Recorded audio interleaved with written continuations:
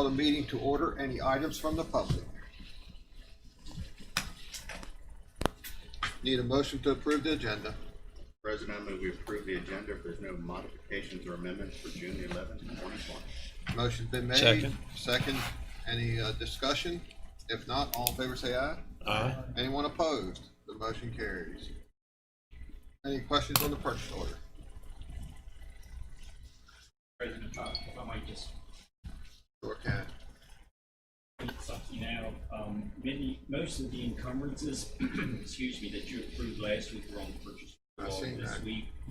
There are a number that you approved last week that aren't on the purchase order log only because they were credit card charges that we weren't sure was going to be approved in a timely manner or not, and they have come through. So we've been able to address a lot of those.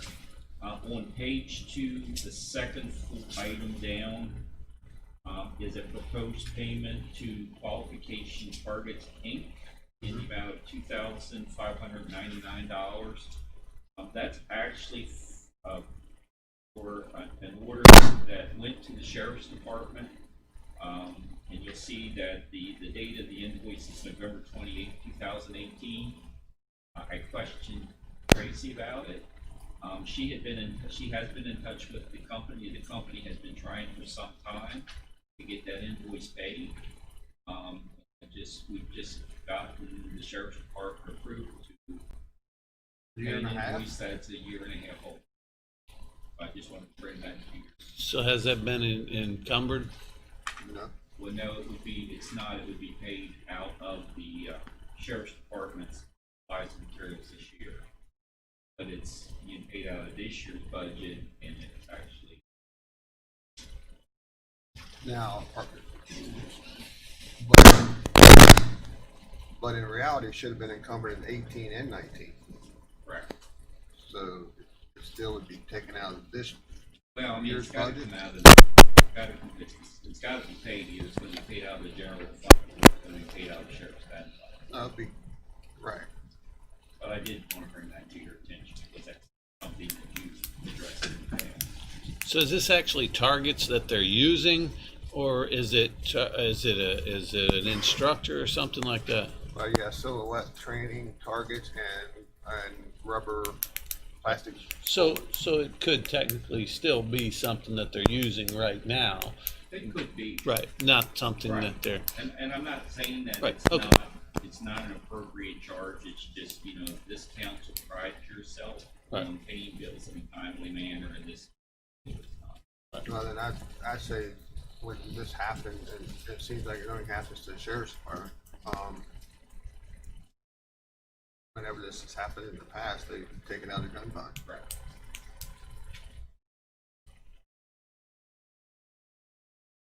Anybody have any problems with that? Nope. All right, so to approve the purchase order, excluding Qualification Target Inc. And the sheriff would have to take that out of his gun fund. So moved. Motion been made and seconded. Any discussion? If not, all in favor say aye. Aye. Anyone opposed? The motion carries. Internal budget revisions, Mr. Davis. There's 7 of them.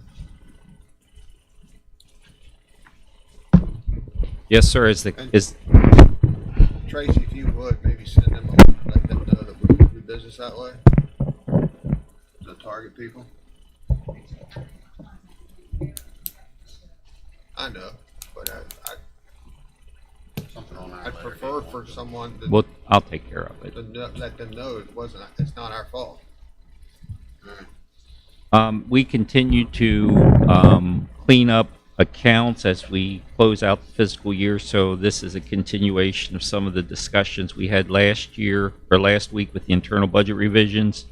The first is Department 401 County Council. I'm requesting that you allow me to reduce line 226 insurance and bonds by $1,000.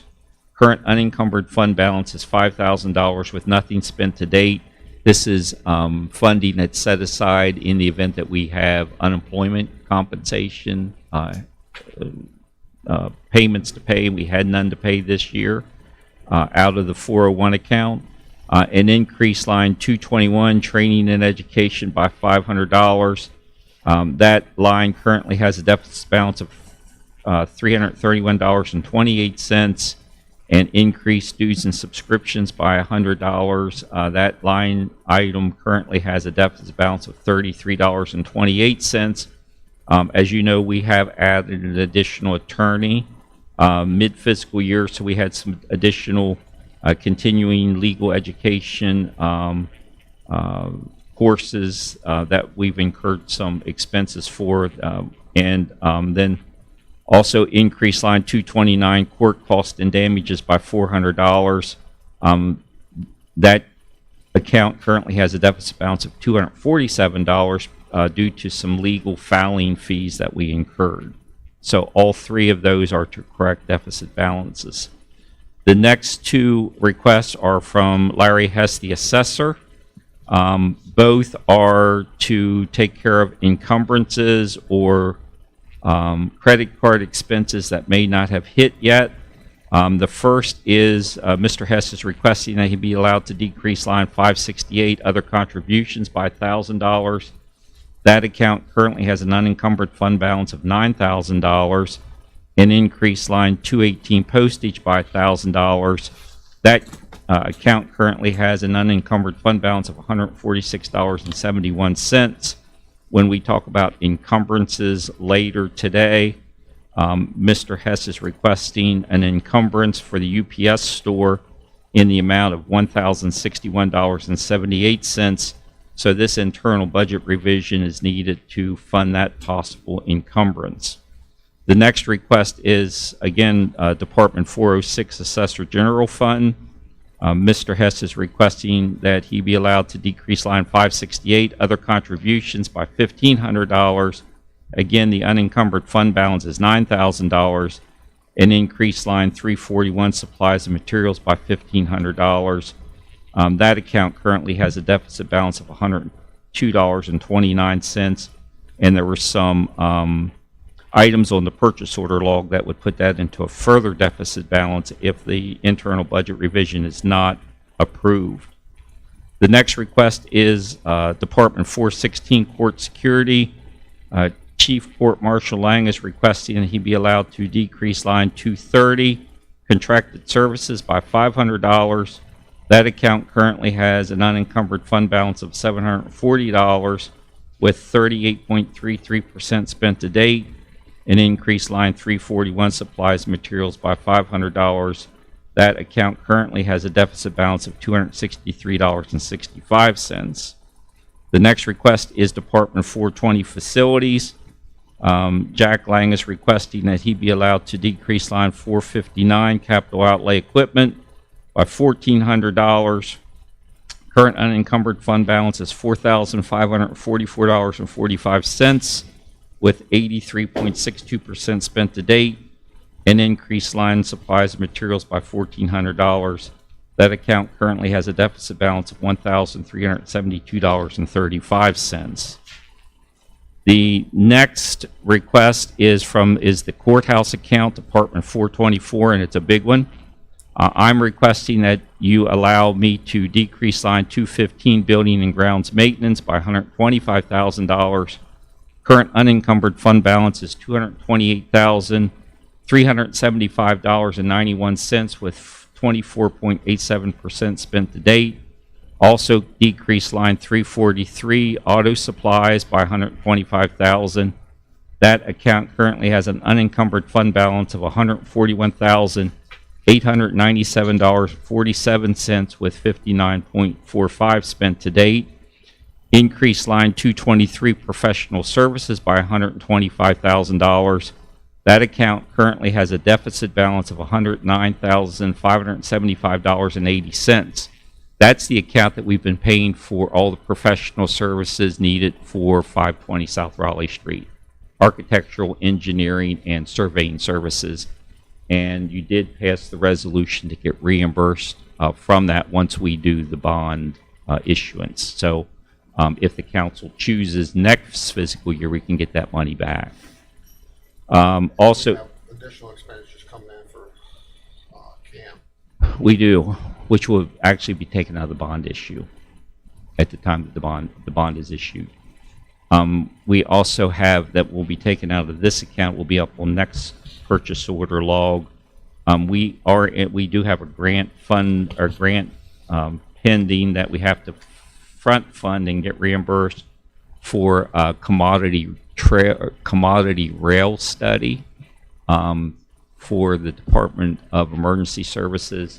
The consultant will actually be doing an assessment of all the rail traffic through Berkeley County and give us an idea of what's on some of the boxcars that are coming through. So that's all part of our emergency operation plan. Next, increase line 226 insurance and bonds by $45,000.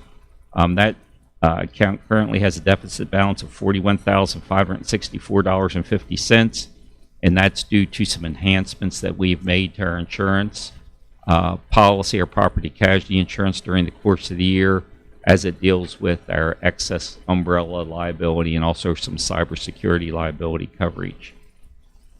Then also increase line 230 contracted services by $40,000. That account currently has a deficit balance of $37,371.67. We have done a number of building improvements. For example, we shut down, as you know, 126 West King Street. We had 2 fairly new split units in that. We had those units removed and put into 750 Baltimore Street.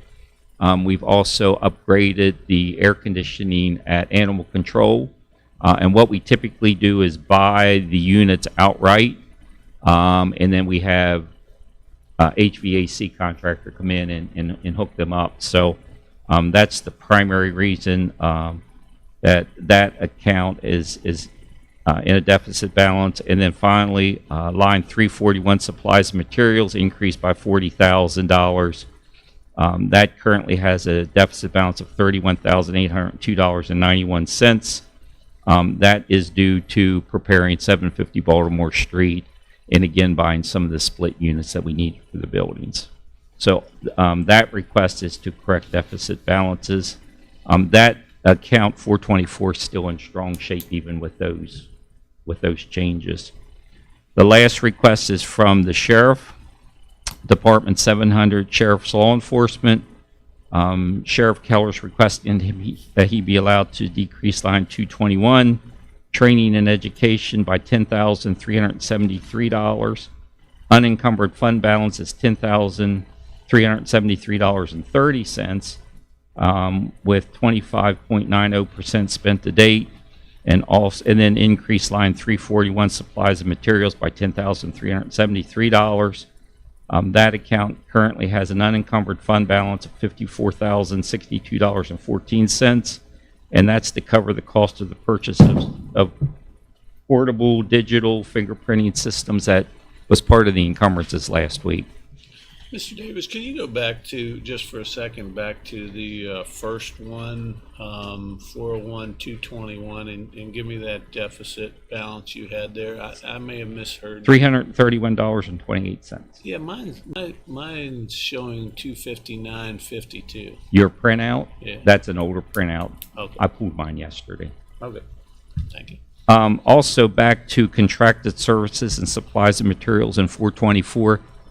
That also includes costs that we incurred moving voters registration down here from 126 West King Street. Right. So One of the things, and it really doesn't, it's just something to talk about. It seems like a lot of the candidates in the sheriff's race talked about additional training for the deputies. And actually, when you take $10,373 out of the training side of it, move it to equipment supplies, county council has allocated funds for additional training that's not being used. correct. I've actually argued that we need to do more, especially in the driving side. Yes. You remember that? Yes. How much you been spending on the training? There's 2 cars. 25.90%. I So know. less than I found the 26%. classes they didn't have, Obviously, they he's was not free. spreading I mean, it. I found out, Correct. so we've been trying. Then you should talk to him. All right, Thank you. seemed like Thank it stirred up a little bit of a commotion. All right. Anybody have any questions on the internal budget revisions? I already took care of that. Thanks. All right, changes in status, there is a letter of retirement received from the assessor's office for Dave Nenton effective May the 29th, 2020. I'm a little bit offended that we didn't get the time. We wish him good luck on his retirement. Dave's been a very huge asset to Mr. Hess and has represented the county very, very well. So just want to say we'll miss him and wish him the best on his retirement. Absolutely. Approval minutes, everyone was present on May the 28th, 2020. Any questions or corrections on those? County council calendars. Let's see, we'll be here next Thursday, and looks like, Be here Monday too. all right, we'll It be is here not on Monday. your calendar, but we have posted the agenda for this coming Monday, which is June the 15th, beginning at 9:00 a.m. in Chambers here. We have canvas scheduled. And I know Mr. Whitaker will not participate. Want to make sure that we have a quorum for Monday morning. Yeah. Okay. All right, so we'll be Monday. Are we just marking out one day for that? Yes, sir. We did check with voters. I think you'll be able to get through it in one day. We've only scheduled one day. Okay. All right, so, all right, we'll be here Monday on the 15th, which I'm sure will be a long day anyway, not a short day like it has been. Be here in the chambers on the 18th at 9:30 a.m. It looks like we'll be celebrating West Virginia Day on Friday the 19th. Boards and commissions, we have fire board tonight at 6:30 p.m. here in the chambers. On the 15th, Monday, 4 p.m. Eastern Panhandle Transit Authority, 4 p.m. Health Board, 6 p.m. Planning Commission. Tuesday, the 16th, WRNR, I'll be the one on the WRNR at 9 a.m., 11:30 a.m. Parks and Rec, 5 p.m. Sewer District, and 6 p.m. Stormwater District. Wednesday, the 17th, 4 p.m. Berkeley County Criminal Justice Board, 6 p.m. Solid Waste Authority. Any changes or corrections on those? All right, need a motion to approve the consent agenda. So moved. Motion's been made and seconded. Any discussion on the motion? If not, all in favor say aye. Anyone opposed? The motion carries. Mr. Hess, good morning, sir. You have some personal tax exonerations. Congratulations. Well, thank you. Thank you. Congratulations to you. Yes, sir, I do. Good morning and good morning. I have 5. We had to correct. These are all personal property office errors, and the amount up to $731.22 for the reasons that's listed there. And that's all I have this week. All right, need a motion on the 5 personal tax exonerations due to office errors. So moved. Second. Everybody's racing to take care of you there, Mr. Hess, this morning. Good. It will get you out of here. This is probably the fastest in and out that you have all day. Like, it takes me like a minute. You know? Yeah, all right. I'm done. So. I think I got a motion in a second. Any discussion on the motion? That's Yep. how efficient we'll become. Yeah, if not, all in favor say aye. Aye. Anyone opposed? Thank you very much. Yes, congratulations as well. Have a good day. Board meeting reports, Mr. Barnhart. Well, thank you, Mr. President. I had a water district meeting. And then I got home late, so I decided to call in. Back and I found a good source of toilet paper. So I'm fine. That's a little more information than we need, but thanks. And TMI. called in, I got maybe 4th of the way through the meeting, and the phone hung up, and I tried to call back, and I couldn't get through, so I have no idea what to do. They tried to tell you something. Yeah. So that was an experience, and I hate Zoom and all that kind of thing. I hate it. All right. Anything else? All right, And, Ms. Mock, We had a farmland protection, it was with Zoom and call-in, and, a lot of things going on. We have 4 or 5 more farms that we're trying to get squared away in the near future. In the fall, they'll be accepting new applications. But, we had ordered, of course, we're on our signs because of the number of farms we're getting and the number of signs. So we've just ordered 50 new farmland protection signs, protected farm forever. is protected forever. Yes, protected forever, and that was significant because when I first started on that committee, I looked at that room where it was in storage, and I thought, how are we ever going to get rid of all those signs? Well, we now got rid of all of them, and we're on the second 50, so we're going moving forward. The next thing is we had a roundhouse congregation over there. We did not have a quorum. However, we got to see the new bathrooms space and checked out that issue. This past week, we had some business going on. I notified you last week that we were having trouble with the structural thing about the fire suppressant system. The state was worried we weren't gonna get it out in time. And they contacted me again, because last Monday a week, I had sent the paperwork to Crabtree and Marlboro. The state contacted me on Thursday afternoon when I was here and was worried we wouldn't have the information. It was delivered back to me by Monday, and the fire suppressant folks and the state had their information by noon on Monday of the following week, so. you showed them, didn't you? Darn tootin'. Well, sometimes it helps when they're in the neighborhood, you know Oh, what I'm yeah. saying, they're doing the work at the Apollo, and they Oh, don't they- have too far to go check things out. They're doing a wonderful job, really. So, and in the near future, Dina and I have been working on the RFP evaluation for the Frog Smith shop. We have it ready to go. And Tracy just gave me a list of architects to put it out for quotes because it's a project under $10,000, but we do need the quotes. So I've got that to go out this coming week. We got our new AmeriCorps person, and she's been on duty for 1 week. And it's amazing when she said that she had been out of school and she was a 3.95 whatever student. She was bored to death the last semester. What's like Katie barred the door. The assignment was she was to inventory the artifact room and get it ready for virtual inventory, and to do the inventory that's out in the roundhouse and to work on the files. Well, she's finished just since last Monday. She's finished the artifact inventory. She's starting on the one in the roundhouse and already has reorganized the drawers because she said, well, I'm going to get them done in chronological order so it's a whole lot easier. So I'm saying, holy mackerel.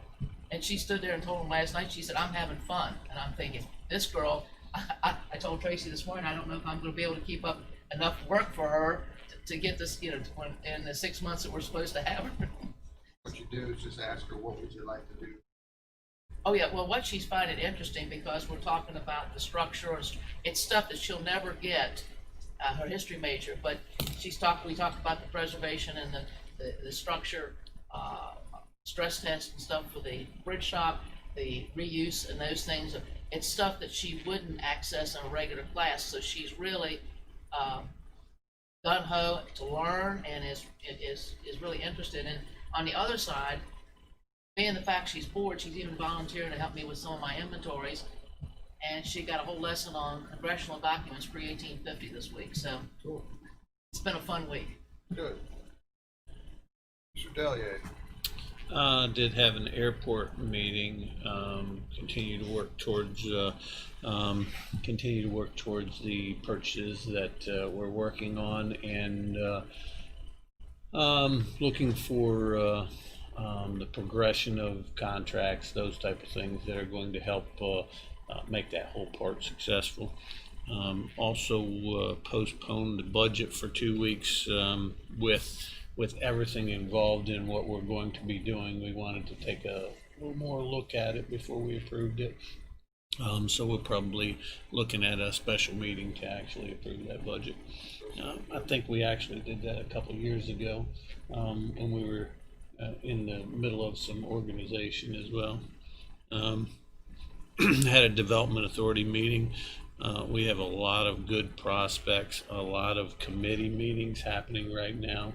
A lot of conversations about quality of life, things that we can do, as well as businesses and interested in and getting involved in Berkeley County, or locating Berkeley County rather. We also had a motion and approved finally a agreement for a right-of-way water use for Procter and Gamble on the 97-acre parcel to do a diversion around the subdivision where they had some water situations, and a temporary access for them to get in there and do work. Okay. Mr. Whitaker. No meetings Nothing to But you report. had a good week. so far. Yeah, congratulations to you too, Mr. Whitaker. Thank Yes. you very much. All right, and like I said, I had no meetings to report on. Board and commission vacancies, it looks like, Chet, Cole, has applied for the building commission. It's very important for us to get him in on an interview for next Thursday. Any other board and commission activity? Okay, it looks like we have Renee Pfeiffer in the audience, a candidate for senior services. And Renee, it looks like you're gonna have to give us a different reason than most candidates for senior services, because you're not a senior yet, that's for sure. Tell us a little bit about yourself and tell us why you want to serve. I'm currently a branch manager at CMB Bank in Spring Hills. I know Amy Orndorff, the executive director, really well. She actually spoke on the leadership Berkeley this year, so she was talking about the board and And you how. still want to be on it? Yes. I really like serving our community, helping out where I can. I feel like with my volunteer experience, fundraising experience, and financial background that we're out. All right. What we'll do, we'll go through and the council will ask you questions. Okay. Stuff like that, so, Mr. Barnhart. Well, do you have anything particular in mind? Buildings for sale. At a good Well- price. I don't think I'm ready for that yet. Do you have any programs that you want to enhance or support or? I haven't delved that far into it with Amy yet as far as what their needs are. So I'm not sure where I would best fit, but I'm willing to help them in here. Yeah, because, expansion of services is always a good Mhm. enhancement, whatever it is. Once you figure it out, add something of that nature to the repertoire. Like, Well, In your job, does 3 o'clock, the fourth Wednesday of the month, get in the way? Because that's when the meetings are. No, Amy told me that that'll be fine. Well, and you were talking about your repertoire. You said you were into fundraising. This has been a real bad year for us physically, fundraising. Yes. And once we get up and going, there's a lot of folks that use the services that are not fully funded. So we'll probably be working on a fundraising aspect to try to make up the difference, because we're picking up a lot of extra folks with the meals and things of this nature that just don't have the funds for the full program. So I really appreciate you signing up and stepping up. Thank you. That's a good point, Elaine. You said they're not, once they get fully operational, where are they at in an operational status right now? Right now, they're doing all stuff outside, as far as going to the houses and taking the food there and that kind of thing. The problem is the space. They're trying to work with the health department, and they have not gotten that number, what they can have in the building. But to give you an idea of what is restricted, I contacted the health department about the roundhouse. The roundhouse, as big as it is, can only have 20 people in it, and the frog shop can have 40. And so the rooms over there at High Street are a whole lot smaller, just to give you, so Right, I I've got my understand. figures, and they're trying to get figures they can work with, because they have fragile participants, because they're more apt to They're catch high it. risk, right? Yeah. Yeah, and that's why I was asking. Yeah, I just want to give you those figures. I actually said something to my wife last night. I was asking her about sending something to the boys club and the senior services and some different groups, and she said, "You can't do that." I'm like, "Why can't I?" She said, "They don't allow you to do that stuff right now." I was like, "Okay." So everything's on hold then. I'll Oh. let you know when we're off that. All right. I'm glad to hear she's on her A game. Oh yeah. She has to be. She's got to deal with me. All right, Mr. Delier. So, do you sit on any other boards? I'm currently the secretary on the board of violence. And I'm Good. Good, good, So you good. keep Larry Schultz straight, do you? I try. Well, glad to see you want to get involved in the senior services. Obviously, it's great to see people get involved in the county boards and help with volunteerism throughout the county, because it's definitely always needed to have another hand in doing things. So appreciate that. Whitaker. I don't have any questions. Again, I always like to thank anybody that's willing to serve and help out the community, and anybody else pretty much ask you the questions that I get to hear. So thank you for wanting to spend some valuable time. It's a valuable part of our population. Renee, actually, you're a great leader. You wouldn't be in your position with CNB Bank, running the branch. What do you consider being your largest asset that you'll bring to the? I have been involved in a lot of fundraising. I feel like that's where most places need help. So I feel like that's probably where I'm going to make the most impact. But like I said, until I talk to Amy and see what all their needs are, we just kind of talked a little bit. I mean, I can help with finances if they need help in that area. I do like mentoring and volunteering, so I have. I've donated things from the bank over the years and met with Amy a couple times there too. All right. Well, thank you for applying. Dan said each and every one of us, we're always looking for good people to serve on our boards and commissions, because they do so much work for the community. Wouldn't be for our boards and commissions, we wouldn't be the county that we are today. So thank you for everything that you've done, and thank you for what you do. All right? Thank you. Thank you. And by the way, we won't make our decision today. We'll make it here in the very near future. So, okay? All right. Where's Deb Nichols at? I can't find her. Oh, She's the new her. she's always changing her hair colors these days. They have Deb Nichols, Berkeley County Emergency Ambulance Authority exoneration for the month of February, March, and May. Yes. Reason being, we didn't have a meeting one month because we didn't have a quorum, and then I think it's just been on the back burner with everything that's Right. going on. So we caught up last month, right? Yeah. Or this month, I guess. Yeah. All right. I seen you walking by with the new hair colors. So I figured I'd torment and have fun. Tomorrow could be something else. Yeah, for February, we had 9 exonerations, all discharge of debtor, which was 425. March 12, again, all discharge of debtor, which totaled 670. And for May, we had 19 exonerations, all for the discharge of debtor reason as well, which totaled $995. Okay. Three motions. No, just all one. Just do it off February, March, and May. I move to set the February 2020, March 2020, and April 2020. No. May.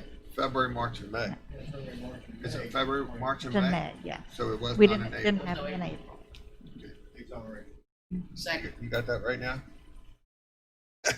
Motion's been made, seconded. Kind of lost him there when you lose a month out there. Yeah. Any discussion? If not, all in favor say aye. Aye. Anyone opposed? The motion carries. Thank you. Thank you, Thank John. you. All right, this time we'll take a break. It's all those Zoom meetings you missed in April. You know, Jim, you point out a really good point. Zoom meeting.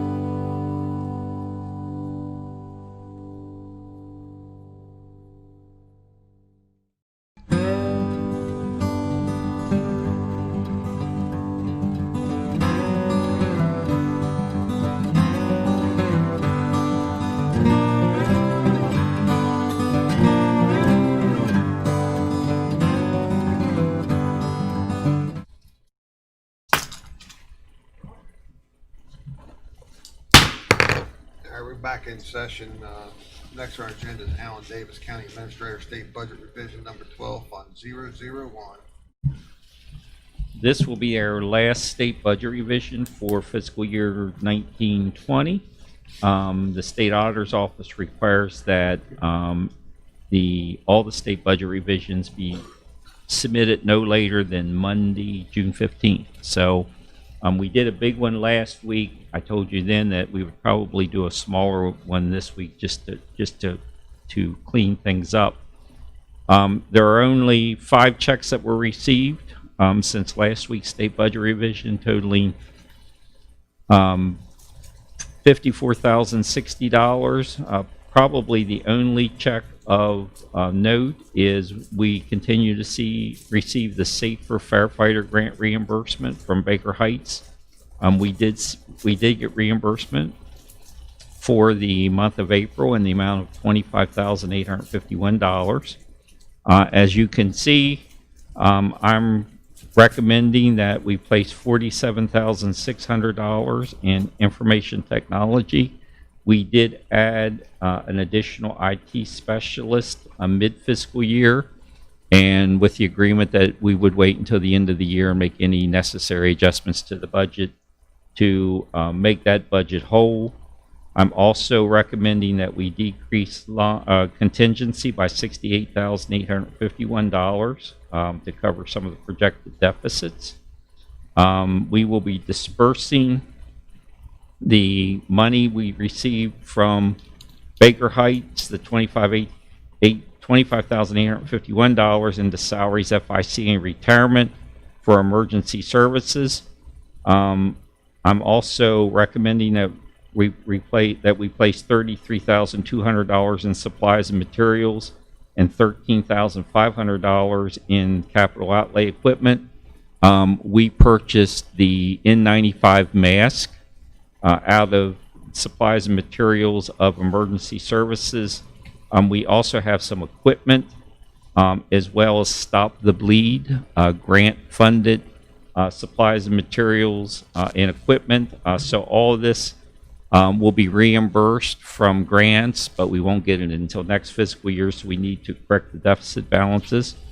Also placing $2,760 in central garage, just to make sure that we have enough money allocated for salaries, FIC, and retirement. The biggest allocation that I'm requesting as part of this state budget revision is placing $130,000 in account 001413220, which is advertising and publications for voters registration. As you know from some emails that have been going back and forth, we have about not quite $150,000 in advertising and publication expenses that will be incurred with the Martinsburg Journal.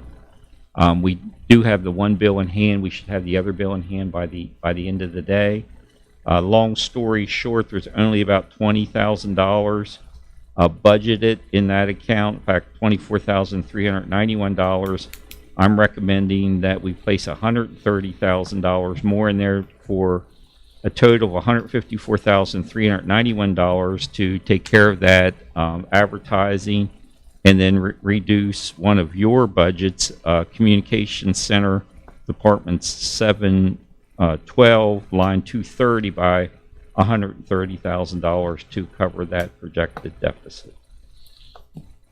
Can I ask you a question? Yes, sir. Would it be possible to put that on our list for conversations when we get to having conversations about the legislative session coming up the end of this year?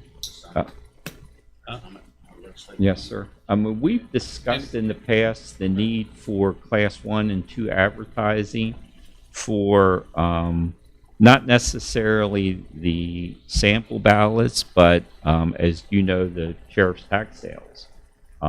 We spend close to $100,000 just for the tax sales. So now we have another $150,000 $50,000. So, I mean, It that's, doesn't make sense to spend It- $250,000 of taxpayers' money on advertisements when more and more we're seeing electronic being used and less paper print anyway, and it sounds like a big misuse of the taxpayers' money. I couldn't agree more. Yes, sir. We'll add that. Is there any way to get this, $130,000 COVID grant? No, it had nothing to do with COVID. Yes, sir. Unfortunately. Thank you. Yes, sir. If the president's okay with that. They all talk about it every year. No reason to not do it again. All right. Anything else, Mr. Davis? No, sir. That's the only comments on the on the state budget revision number 12. We need a motion to approve state budget revision number 12, Fund 001. Move. Second. Motion been made and seconded. Any discussion? If not, all in favor say aye. Anyone opposed? The motion carries. All right. We have 3 final encumbrance requests for the current fiscal year. 2 are from the assessor, Department 406, which is the Assessor General Fund.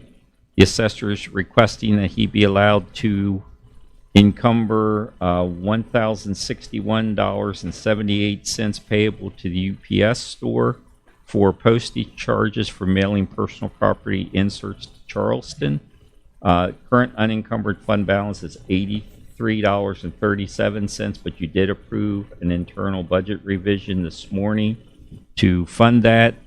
The other encumbrance is account number 001406342, payable to land books. Payable to government technologies in the amount of $8,200 for land books. He does have $8,200 available for that encumbrance.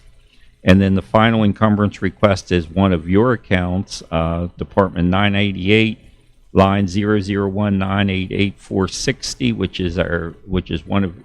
is your capital account, payable to Rapid Scan Systems in the amount of $51,424.58.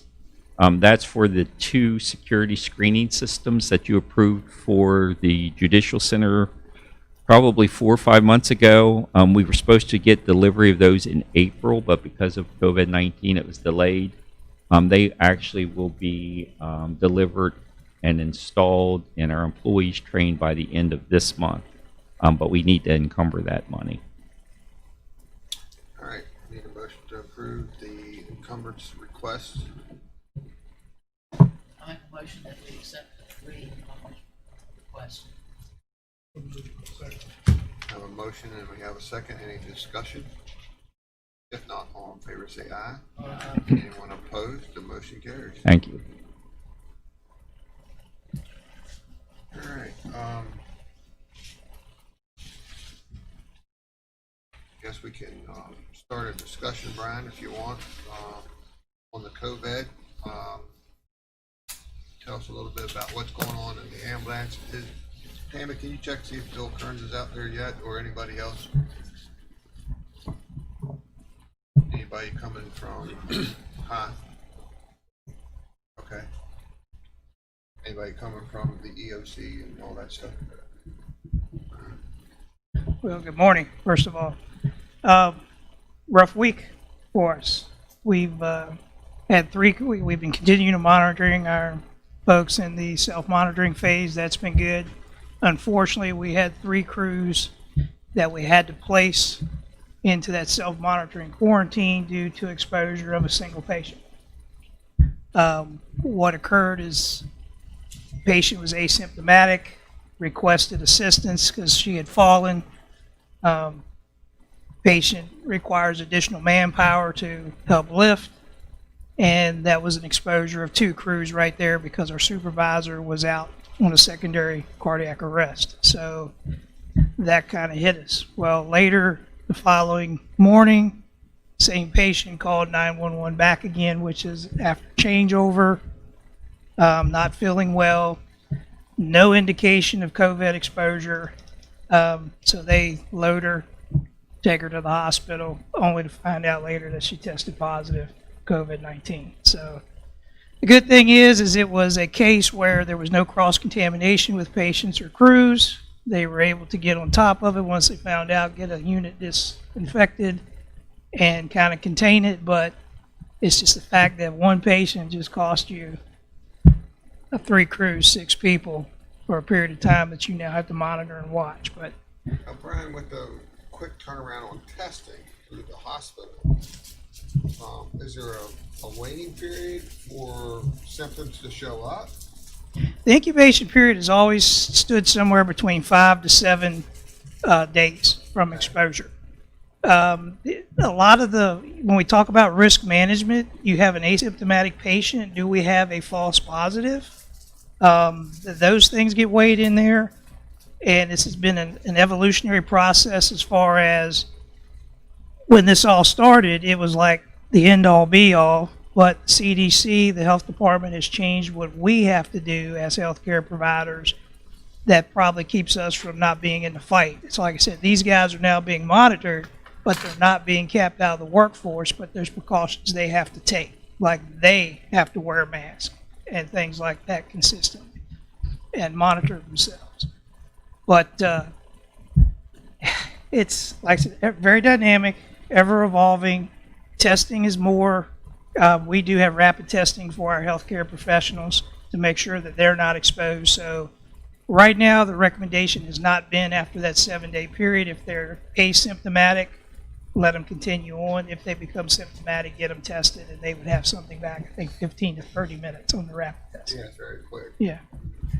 So, and the hospital has held some of those in reserve just for healthcare professionals. So, other than that, it's like a roller coaster. We're up a hill, down a hill.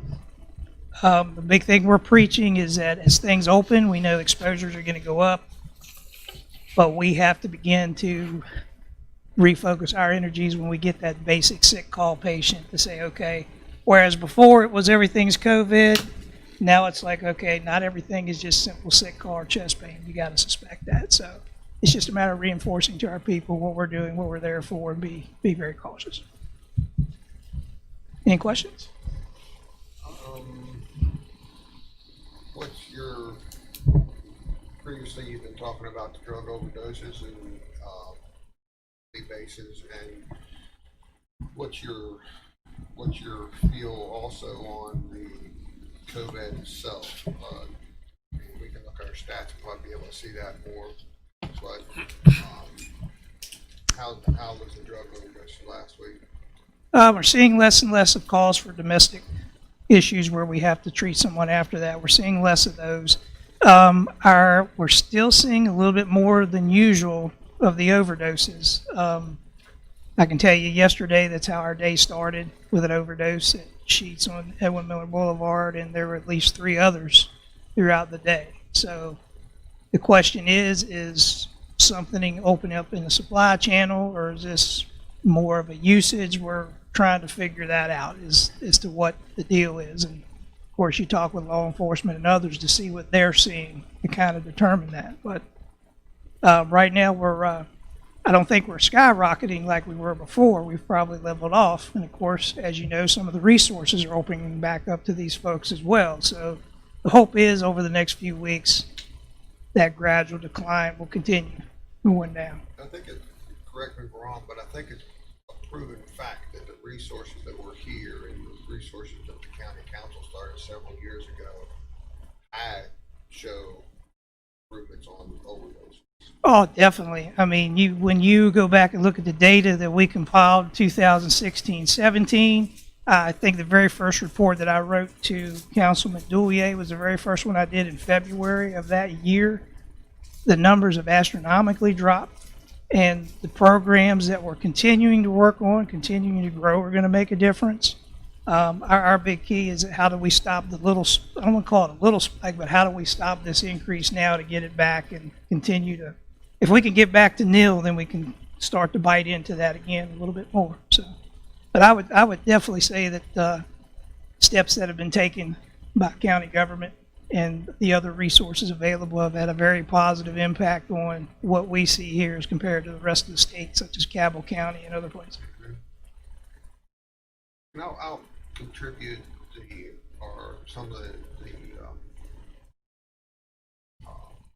positive things that we've seen is then the economy has made a change in that too. But I don't want to give all the ones involved the full credit, because it seems like when people go back to work, they have less to worry about and use less in my mindset. But at the same time, we all know that once you start using drugs, it may be a bad choice the first time, or for several times after that, then it becomes a necessary evil.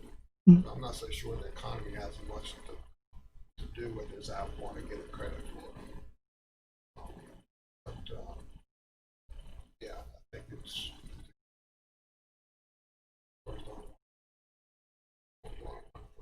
They are. And I think the one thing we are seeing is we're not seeing as much as the overdoses in the home as we are in the public places. And what that tells us is that there's a concern among users that there's something out there that could take me quickly. So if I'm going to use, I'm going to do it in public. That way, if I go down, the chances are higher that someone will find me, and ultimately I don't lose my life. So, that's at least one trend that we're seeing, that it's coming back out of the household, because we had seen some of those. But I think that was a thought process a while back that we seen, and I say a while back, several years ago, when we were having a lot of the problems in hotels and motels. They were having little parties or whatever in those areas because it was out of the house and in some place closer to town where the response was a lot quicker. Yeah, there's a lot of things. I mean, you'll go through periods where you'll find people hitting the gas stations right off the interstates, and they'll use right there at the pump and go down right there in their car. Right. So it's, you wonder, is this a transient person? But then you find out, of course, when you treat them, that they're a local individual or whether they're from out of town. But there's a lot of different trends you look at to figure out, okay, what's happening in my community and how do we pass this information on to law enforcement and the healthcare side to try to combat it. But it's just a lot of data mining, and it's constantly going different places, very dynamic. Continually changing. Very much so. Yeah. The three crews going down at one time is definitely concerning. It is, off of one patient. And it gives you a whole different perspective when you think of areas like New York that have had large problems. How in the world? I mean, at that point, they would almost have to be fully suited up every time they go somewhere just to stay working. Well, that seems to be, we put a lot on our shift supervisors as to how they, we give them a policy and say you can add to, just don't take away. So we have one shift supervisor that his directive is, hey, I don't care what it is, put a mask on. We always use gloves anyway. Right. Use your mask. So that's his directive, and then others, give their people that autonomy to make the decision based on what they see. But this was a case of an asymptomatic patient that they wouldn't have seen anything. The patient would have done anything to indicate to them that something was going on. I think she was quite surprised to find out that she had a positive test. So. Right. But the health department was on top of it, got right back with us, and it afforded us that quick turnaround to handle business to get it taken care of. Good. Anybody else have any questions or statements for Brian? All right, thank you. Thank you, sir. If you got a couple minutes, when I get done, I'd like to catch up to you again. All right. Mr. Kearns, good morning, sir. Morning. Give us the good news.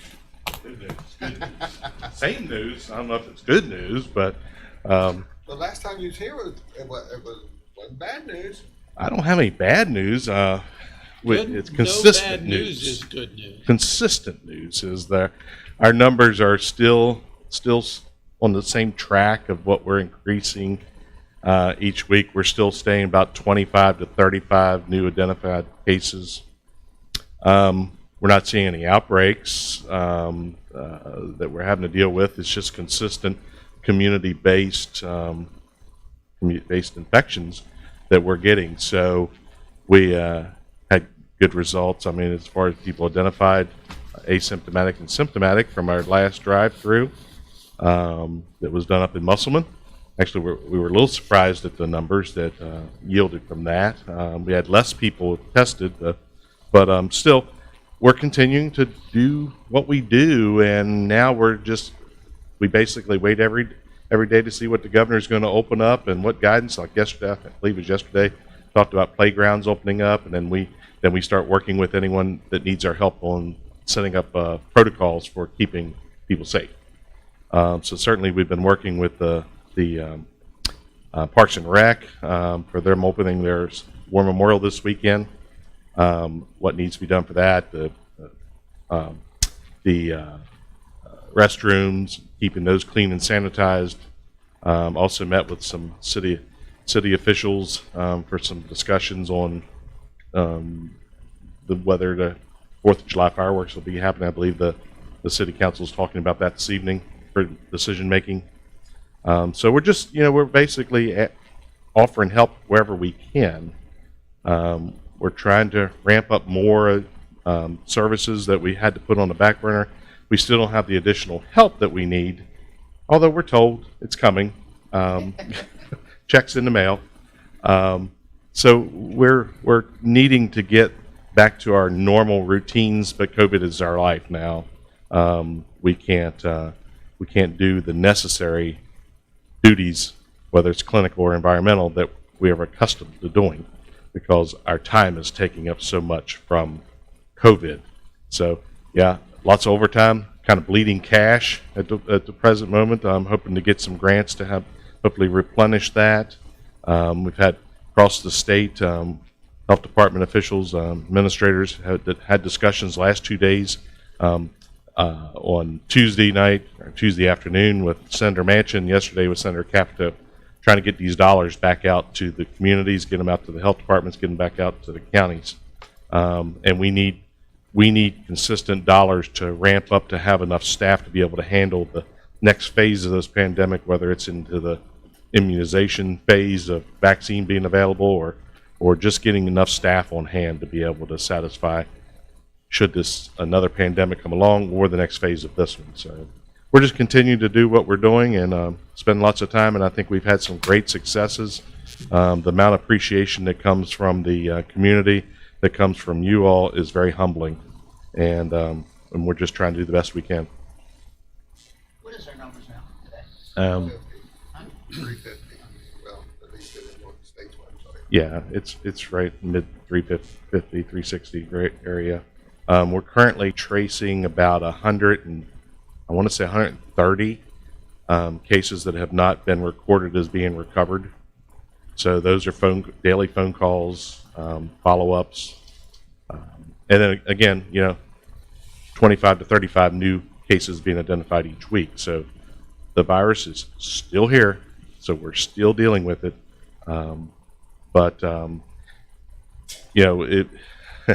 I worked the election polls at one of the precincts, and all of our workers had masks on.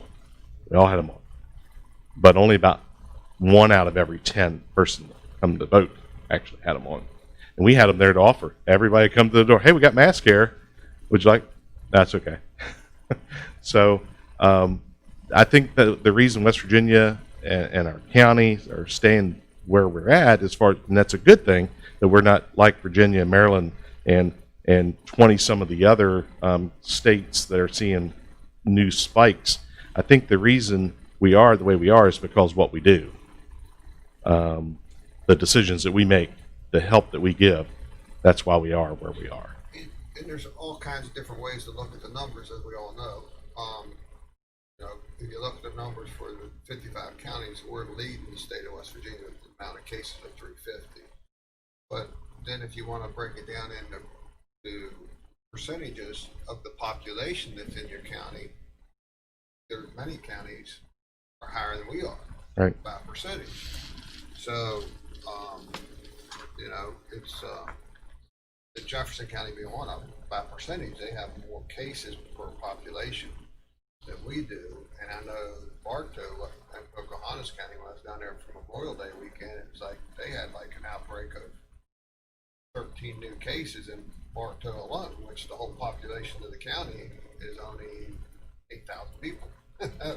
Which is very interesting, because when you talk about the spread of the virus, one would naturally assume that the more people, the quicker it's going to spread. So, Right. I mean, that obviously adds to the what you're saying, that the practices of the people in Berkeley County are obviously, even though they're not wearing the masks as much, they're obviously got to be doing something a little bit better, or cleanliness or sanitizers or something, to be able to keep those numbers at a number that we're at. I think when we look at, we have a high population, we also have a high population density.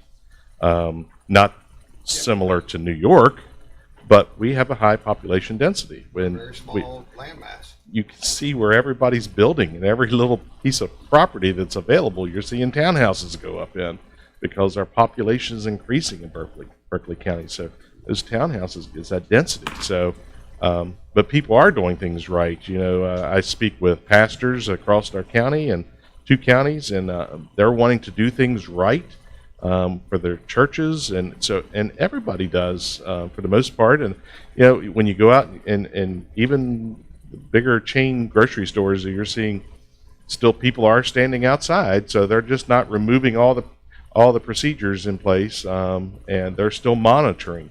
Are they monitoring and doing everything perfectly? No. But are they making efforts? Absolutely. So I think with that being said, that does play a lot with our numbers being low, our deaths rates being low. We could always get better, but it could always be worse. All right. So, And go ahead. the deaths in the county is where at now? 8. That's what I thought. Mhm. And that's been there for a couple weeks. It had our 8th one last week. Okay. So, but Reporting changed, state, I noticed on the internet. We're still listed 319. their dashboard has changed. So, and on our Facebook page, we've actually even put up a YouTube video. We have our own YouTube channel, so we put up a video saying how to track the new methodology that the state has. So now you can actually go onto DHHR's website, click on the coronavirus, then you can go down and click on county totals. There's a column, and you click a graph that tells you every county, how many now positives, how many people have been tested, how many people have recovered, the deaths, a lot more data. So if you look in the old way, it's going to give you outdated data. But the new system they put in their dashboard gives you a lot more detail what people are asking for. So Can you email us that information, because I could write it down bad. You rolled it off. Just so go, quick. absolutely. Just go to Berkeley County. if you go to our Facebook page for the health department, Okay. Jennifer does an incredible job of keeping that updated. Any of the new guidance comes out. If it comes out that day, she has it on there that day. And she also has it on there advertised, a YouTube video that you can actually watch, and she'll take you through every step of getting that I information. just hit it, but I stopped because it was going to start talking. You'll hear her talking in the What background. is the So. active cases? I'm sorry. What is the active cases? Yeah, we have 129, 130. Can't believe when you got him up there. Hey, I was just trying to tell you. You wanted to know. I was going to try to find it for you. I believe 129, 130 cases that we're currently following. But yeah, they did do some changes. It was a long time coming that we were asking the state for that. So now, because everyone wanted to know how many people got tested in Berkeley County. Well, we can't tell you that because it wasn't available to us. But now the state's making that available.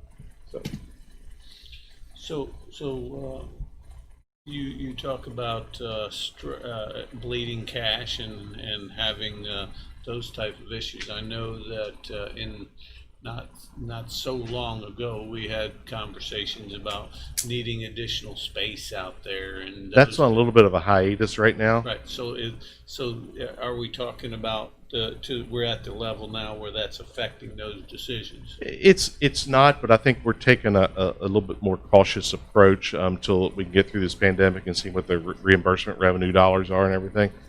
So definitely it's still in our plans to be able to do the expansion for the facility because I think the future needs that.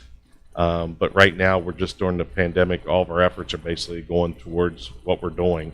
So when I look at a 3-month recap, just in overtime alone, we've spent over $150,000 just in overtime. That's not straight time. So we have grant dollars that are going to cover a good part of that, and it's certainly we have some unrestricted dollars to cover it as well because we're doing what we need to do. But we just want to be a little bit cautious, and it may just push it down the road just a little bit. So I'm not going to expect to have it done in 2 months. That's good. So I guess basically you're saying hopefully this doesn't become a casualty. Yeah, I think as vaccine becomes available, and we get those processes started, and I do feel that that's going to make a huge difference. Right. And then we'll just put it on hold just a little bit, and then we'll start moving forward again with it. Okay. I think, Bill, one of the things that we talked about here in the county is speaking about the overtime and $150,000. But one thing I talked to our staff about is even when we get through this in months to come, we're still probably going to have overtime just to take care of the things that we had to put on the back burner. Yes, sir. Or on our case, public safety side. So, in your case as well. So, that's the thing that I hope would be reimbursable in next year's budget of being able to be compensated for that additional overtime that was created by COVID that may be spent out in years to come. Well, I can tell you, we're not coming to local resources to recapture those dollars that are expended. We're going the appropriate way and trying to get that from the federal government. I understand. I just hope the federal government understands that, the next, when this is over, we're still going to be faced with some expenditures that was caused by COVID. Not only just understanding that the dollars need to be there to pay for potential overtime, but also at the state level when we have mandates of what we're supposed to do environmentally speaking, as far as the requirements for how many inspections you have to have per establishment. That hopefully they take that into consideration, that it doesn't give the counties a black eye because they can't meet those standards because of we've had to restructure our manpower in different areas, that's not going to be held against the counties. And that's not Berkeley County problem necessarily, that's across the state. So we may not be able to get in a fiscal year, we may not be able to hit every one of those inspection places twice as the mandate requires or more. So they have to take that into consideration. But I believe we are out doing what we need to do. There are certain things, our staff's been out this week just hitting swimming pools left and right just to be able to get them open. But so we are prioritizing. But I think all in all, the staff are exhausted. We're trying to get some additional people in to take on the COVID investigation and tracing. From not only Air Guard, but we may just end up having to hire some temporary people just to do this, to get us through this hurdle. But right now, the staff is taking the blunt of all that, or the majority of it anyway, I should say. So you're talking about federal funding. The state received a pretty sizable amount of federal funding that they're currently sitting on, haven't spent that money, trying to use some of that to create to make the budget whole. Is that some of the funding that you're looking to be able to tap into? Are you referring to like the CARES Act money? Yeah, the 1.25 billion. Yeah, we've not found that we've qualified for that as local health departments across the state, but we're working on that with our lobbyists, and that was some of the things we were speaking with the senators about the last couple evenings. So we did get some grant dollars that were from CDC direct dollars that were in the amount of $166,000 for a 12-month process. But again, when I look at just overtime, we've almost expended all that, and some of that was supposed to be utilized for repurchasing PPE gear that we've expended or depleted. Right. Well, most likely it'll be all reallocated to just personnel time. Yeah, I've heard where they're trying to possibly spend that on some other projects that they've been looking for funding for a long period of time, and I mean, it would be good to see it go to something that actually really needs it like this. Those dollars need to go to the boots on the ground people, Right. whether it's first responders, health department staff. That's where those dollars need to go. Right. All right, any questions for Bill? Thank you. All right, thanks for the update. Zoom meeting. Yeah, I'm sorry. No, not a question about COVID, but I do if we have 5 minutes. And congratulations. Oh, thank Mhm. you. Just a environmental question I have. Okay, yeah, sure. Real quick, and Alan said that we don't have anything about yard sales other than using best practices. I had actually a couple of questions about yard sales last week. Are we allowing them? And I had no answer. We have it on our Facebook and as well. Yard sales are allowed to happen. You just have to maintain that they do not have more than 100 people present in the small area. I'm sure lots of yard sales would love that. But also have to ensure that that they maintain social distancing between the people, and then also the recommendation that if people are looking to purchase, that they don't touch things that the person selling it, show that to them, and that way they don't have to be clean and sanitized between different people coming through. We're just Those saying you are- touch it, you buy it, right? touch it, you buy it. Yeah. Good practices, right? Yeah. So just good common sense practices. Right. Okay. All right, Thanks. thanks.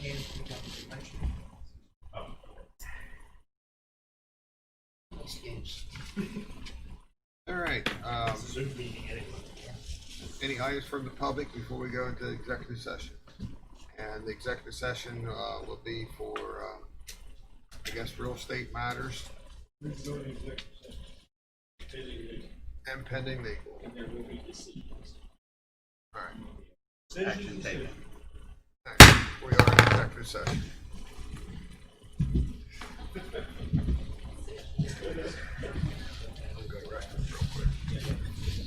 I guess that'll be all right. Don't take too long, though. We got stuff.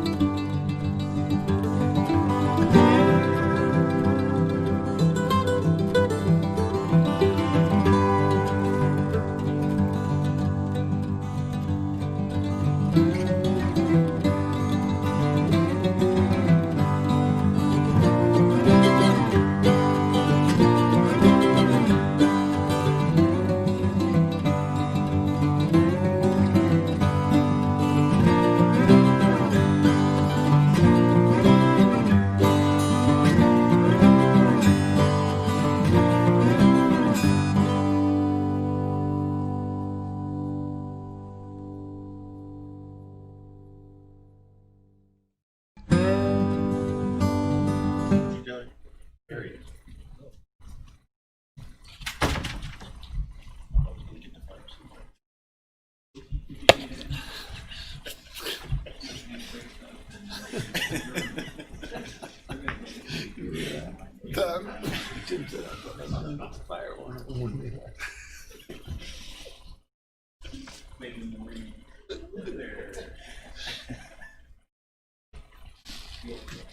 Penny, we good?